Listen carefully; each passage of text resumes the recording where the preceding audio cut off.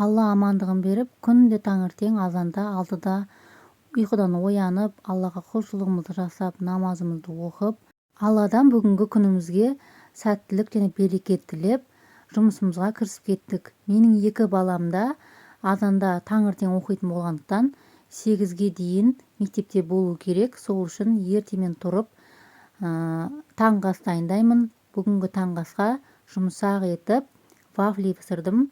Вафлиді әдемілеп, шоколадпен әрлеп, олардың шайын беріп, өзіме кофе дайындап ішіп алдық. Содан кейін қызымды мектепке апарамын, ал ұлым сабаққа өзі кетеді. Қызымды мектепке тастап, үйге келе салып, тездетіп, нанға қамыр иледім. Нанның қамыры жұмсақ болу үшін мен қозының сүтін аламын. Сол қозының сүтінің бетінің қаймағын қосамын және аздап сұйық май қосамын. Осылай жұмсақтау етіп қамыр илеп бастырып қойдым.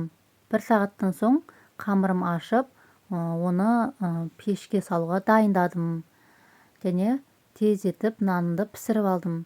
Менде осы қамырдан 3 нан шықты. Одан кейін базардан әкелген еттерді пакеттерге үлестіріп, күнделікті бір тағамға жасайтындай етіп, аз-аздан пакеттерге бөліп салып қойдым. Біз күнделікті жылқы мен қойдың етін араластырып аламыз, және де базардан фаршты осылай тартқызып аламын.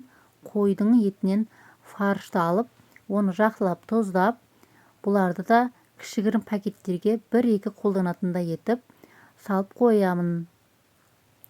Пакеттерге осылай салып қойған ыңғайлы, морозилниктен шығарған кезде тез ериді. Кеше базарға барып, азық-түлік алып келген болатынбыз. Барлық азық-түлікке, оның ішінде ет, ұн, сұйық май және де картоп, пияздардың барлығына жалпы орташа есеппен 150 000 теңгедей кетті. Мен мұнда пирогқа қажетті заттарымның барлығын түгендеп алып келдім.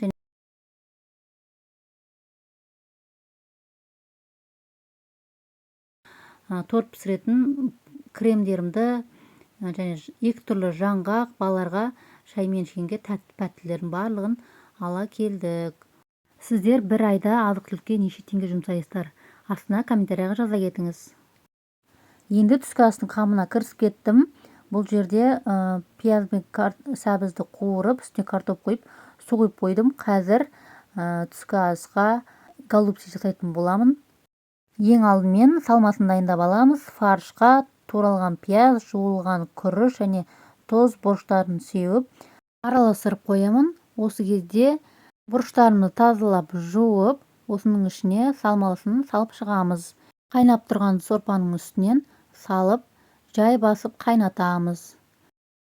Және де мен үнемі самсаларды қатырып дайындап қоямын және керек кезде осылай шығарып, пешке салып пісіріп аламын. Осыменен түскі асқа тамағымыз дайын. Тамағымның түрі өте аппетитный және дәмді болып шықты.